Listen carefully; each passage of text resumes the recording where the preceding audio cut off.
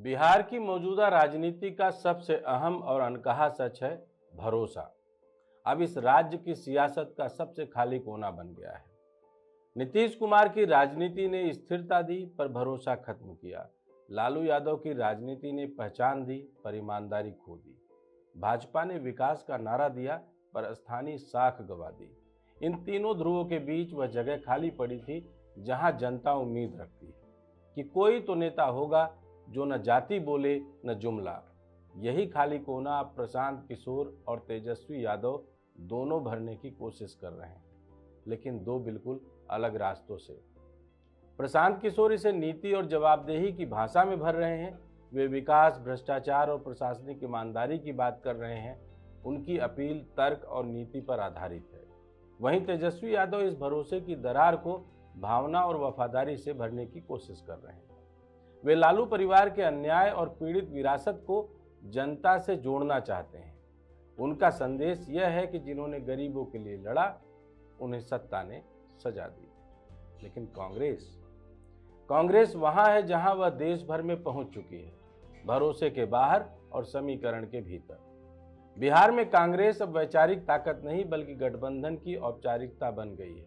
न उसके पास नेतृत्व है, न जनता से सीधा संवाद। वह न तेजस्वी के साथ भावनात्मक लहर का केंद्र बन पा रही है, न पीके के नीति आधारित अभियान में जगह पा रही है। दरअसल बिहार की राजनीति का जो भरोसे का कोना था, उसे कांग्रेस ने सबसे पहले खाली किया था। आज वही कोना जनता तलाश रही है और वही जगह नए खिलाड़ियों को जगह दे रही है। तेजस्वी इसे वंश के जरिए पाना चाहते हैं और प्रशांत किशोर विचार के जरिए। लेकिन जनता वंश नहीं, व्यवस्था बदलने का भरोसा चाहती है और यही वह निर्णायक बिंदु है जो 2025 के चुनाव में बिहार की राजनीति की दिशा तय करेगा। नमस्कार, मैं डॉक्टर विजय शुक्ल। बिहार की राजनीति हर 5 साल में वही पुराना नाटक दोहराती रही है। चेहरे बदलते हैं, नारों का रंग बदलता है, पर पटकथा वही रहती है। लेकिन इस बार मंच पर एक नया किरदार है जिसने खेल के नियमों को ही बदलने की कोशिश की है। नाम है प्रशांत किशोर, यानी पीके। उन्होंने यह घोषणा करके कि वे खुद विधानसभा चुनाव नहीं लड़ेंगे, सत्ता की परंपरागत राजनीति को सीधे चुनौती दी। बिहार की 243 सीटों पर यह ऐलान अब एक वैचारिक हलचल बन चुका है। साल 2020 के चुनाव में नीतीश कुमार और भाजपा के गठबंधन ने मुश्किल से बहुमत हासिल किया था। एनडीए को कुल 125 सीटें मिली थी, जबकि महागठबंधन को 110। जीत का फासला महज 3 सीटों का था, बहुमत का।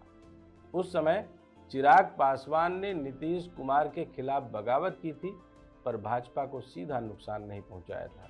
चिराग की रणनीति थी, नीतीश को कमजोर करो, भाजपा को विकल्प बनने दो। इस योजना ने नीतीश की जमीन खिसका दी। जदयू 43 सीटों पर सिमट गई और पहली बार नीतीश मुख्यमंत्री तो बने, पर भाजपा के सहारे सत्ता का पलड़ा बदल चुका था। अब 2025 में वही स्थिति एक और चेहरे के जरिए लौट रही है। फर्क बस इतना है कि इस बार विद्रोह संगठित है। प्रशांत किशोर की पार्टी जनसुराज ने यह तय कर लिया है कि वह 243 सीटों पर उम्मीदवार उतारेगी और खुद पीके मैदान में नहीं उतरेंगे। उन्होंने अपनी भूमिका को रणनीतिकार और नीति निर्देशक के रूप में तय किया है, यानी अब हर उम्मीदवार उनके विचार का वाहक होगा। इससे 2 फायदे होंगे। एक, वे हार के बोझ से मुक्त हैं, और 2, हर सीट पर उनकी पकड़ बनी रहेगी। यह वही मॉडल है जो उन्होंने राजनीतिक परामर्श के दौर में कई पार्टियों के लिए बनाया था। अब वही प्रयोग अपने नाम से कर रहे हैं। पीके ने जो मुद्दे उठाए हैं वे सीधे जनता की नब्ज पर रखे गए हैं। उन्होंने कहा है कि सरकार बनने के 1 महीने के भीतर वे कानून लाएंगे जिसके तहत बिहार के 100 सबसे भ्रष्ट नेताओं और अफसरों की संपत्ति जब्त की जाएगी। उन्होंने शराबबंदी जैसी नीतियों की आलोचना की है, माफिया तंत्र को चुनौती दी है और यह दावा किया है कि बिहार को फिर से आत्मनिर्भर राज्य बनाया जाएगा। उनका भाषण चुनावी नहीं, योजनात्मक है। यह उन मतदाताओं को प्रभावित करता है जो विकास, शिक्षा, रोजगार और शासन की ईमानदारी चाहते हैं। यही तबका आज सबसे निराश है और यही बिहार के चुनावी समीकरण का साइलेंट वोटर भी है। 243 सीटों में बिहार की राजनीति का बंटवारा जातियों के आधार पर हमेशा तय होता आया है। कहीं यादव कोयरी का गठजोड़, कहीं कुर्मी भूमिहार समीकरण, कहीं पासवान राजपूत ध्रुवीकरण। पर अब तस्वीर बदल रही है। 2020 में युवा और प्रथम बार मतदाता लगभग 18% थे। 2025 में यह संख्या 24% के आसपास मानी जा रही है, यानी 6% का फासला, बढ़ोतरी। कुल मिलाकर हर चौथा वोट अब नया होगा। यही वर्ग बिहार की राजनीति का भविष्य तय करेगा। प्रशांत किशोर ने इन्हीं युवा वोटरों को लक्ष्य बनाया है, जो किसी जाति पहचान से बंधे नहीं, बल्कि प्रदर्शन और नेतृत्व से प्रभावित होते हैं। यही कारण है कि पीके का नैरेटिव भाजपा के शहरी और आरजेडी के ग्रामीण युवा वोटरों दोनों को काट सकता है। एनडीए के भीतर स्थिति स्थिर नहीं है। भाजपा और जदयू ने बराबर की सीटें बांटी है, 101-101। यह पहली बार हुआ है कि नीतीश कुमार की पार्टी को बराबरी पर लाया गया है।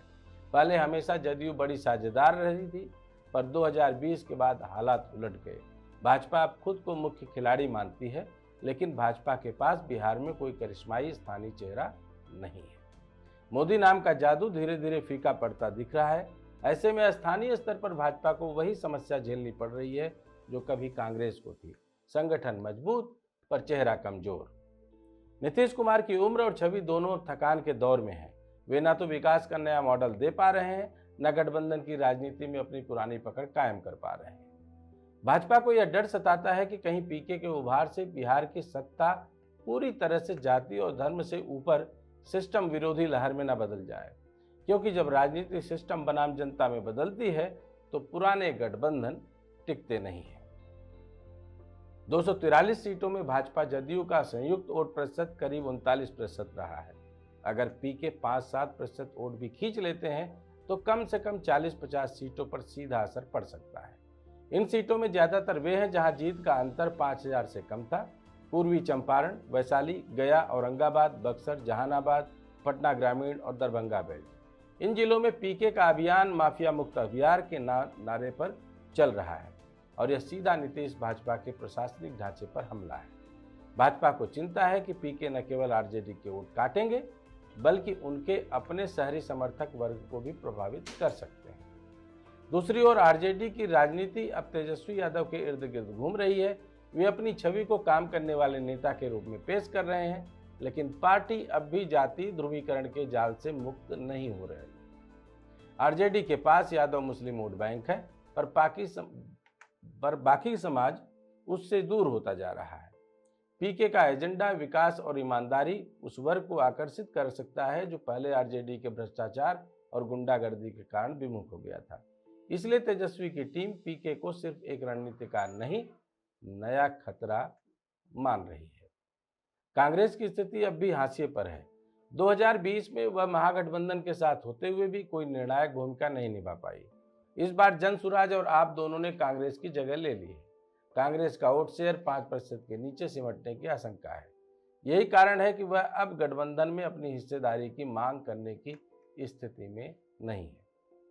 चिराग पासवान, जिन्होंने 2020 में नीतीश की नींव हिला दी थी, अब एनडीए में औपचारिक तौर पर वापस आ चुके हैं।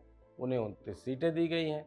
भाजपा ने यह 40 ले चली है ताकि दलित और युवा वोट उनके पाले में रहे। लेकिन याद रहे, चिराग का असर सीमित है। यह पासवान बहुल इलाकों तक सीमित रहता है। इस बार उनकी पार्टी को भाजपा जदयू के साथ तालमेल से कुछ फायदा हो सकता है, पर यदि पीके की लहर मजबूत हुई तो एलजेपी के भी वोट छिटक सकते हैं। 243 सीटों का यह पूरा गणित अब 4 नहीं 5 ध्रुवों में बंट गया है। एनडीए, महागठबंधन, जनसुराज, आप और छोटी क्षेत्रीय दल। ऐसे में हर सीट पर मुकाबला 4 या 5 कोनों का हो जाएगा। इसका सीधा लाभ उस दल को मिलेगा जो वोटों का छोटा प्रतिशत भी खींच ले।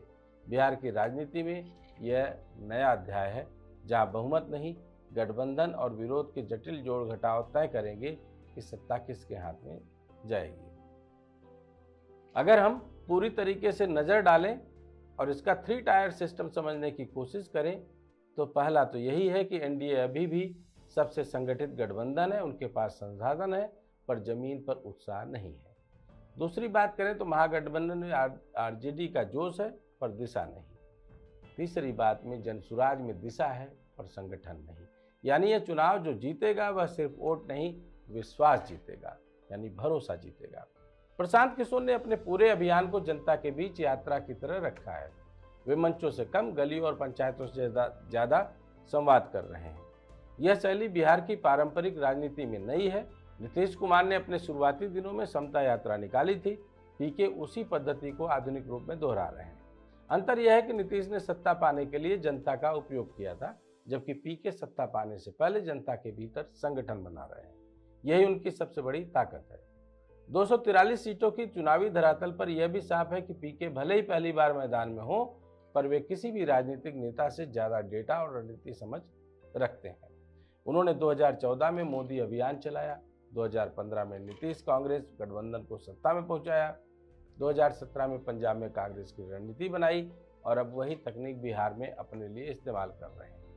यह उनका सबसे बड़ा फायदा है। विपक्षी दलों को डर है कि उनका चुनावी प्रबंधन पूरी स्थिति को उलट सकता है। अगर बिहार के मतदाता परंपरा तोड़ने को तैयार हैं तो पीके का रास्ता खुला है, लेकिन अगर राज्य वही पुरानी जाति खांचों में बटा रहा तो यह प्रयोग आधा अधूरा रह जाएगा। चुनाव आयोग के आंकड़ों के अनुसार इस बार 3 करोड़ से अधिक मतदाता 40 वर्ष से कम उम्र के हैं। यह वह वर्ग है जिसने नीतीश के शासन को लंबाई में देखा है और अब बदलाव चाहता है। पीके का नारा बिहार बदलना इस वर्ग के भीतर असर छोड़ सकता है। अब सवाल यह है कि क्या भाजपा और एनडीए की सत्ता की चाबी वास्तव में निकल गई है? फिलहाल चाबी पूरी तरह गुम नहीं हुई है, पर ताले के दांते ढीले पड़ गए। भाजपा के लिए यह चुनाव 2015 जैसा खतरा नहीं, बल्कि 2014 जैसा मोड़ है, जहां सत्ता बरकरार रहती है पर नैतिक आधार डगमगाता है। नीतीश कुमार की स्वीकार्यता घट रही है और भाजपा अपने दम पर बहुमत जुटाने की स्थिति में नहीं दिखती। अगर जनसुराज में राज्य के 20-30% मतदाताओं को भी प्रभावित कर लिया तो यह वही साइलेंट वेव होगी जो गठबंधन की गणित को ध्वस्त कर देगी। 243 सीटों में जहां एनडीए को 120 से अधिक सीटें पाने का भरोसा था, अब वह आंकड़ा 90 से 110 के बीच अनुमानित किया जा रहा है। महागठबंधन 80 से 90 सीटों तक सीमित रह सकता है। जनसुराज 25 से 40 सीटों पर निर्णायक भूमिका निभा सकता है। इसका अर्थ यह होगा कि पीके खुद भले विधायक न बने, पर सरकार गठन की दिशा उनके हाथ में होगी। 6 महीने बाद वे प्रधान परिषद सदस्य बनकर मुख्यमंत्री बनने का रास्ता खुला रखेंगे। यह वह चुपचाप खेल है जो बिहार की राजनीति में पहली बार किसी ने इतनी सच्चाई से खेलने के लिए सोचा होगा। इस बार चुनाव में नारा नहीं रणनीति बोलेगी और पीके की यह रणनीति सत्ताधारियों के लिए उतनी ही खतरनाक है जितनी 2020 में चिराग पासवान की थी। फर्क सिर्फ इतना है कि चिराग भावनाओं से लड़े थे, पीके गणित और विचार से लड़ रहे हैं। चिराग ने नीतीश की चाबी ढीली की थी, अब प्रशांत किशोर उसी ताले का पूरा तंत्र बदल देना चाहते हैं। बिहार में सत्ता की यह लड़ाई अब जाति बनाम विचार की बनती जा रही है। जनता तय करेगी कि वह एक गठबंधन की सरकार चाहती है या एक ऐसा प्रयोग जो परंपरागत सीमाओं को तोड़ दे। पीके का यह चुनावी संकनाद अब केवल चुनावी चुनौती नहीं, चेतावनी है कि राजनीति का रंग बदल रहा है और जो इसे समझ नहीं पाएगा वह इस बार इतिहास बन जाएगा। दीपावली पर होली वाले रंग की कल्पना कर रहे सियासी लोगों के लिए अगर आपको लगता है कि कोई सवाल है तो आप रेज करें। जय हिंद, जय भारत।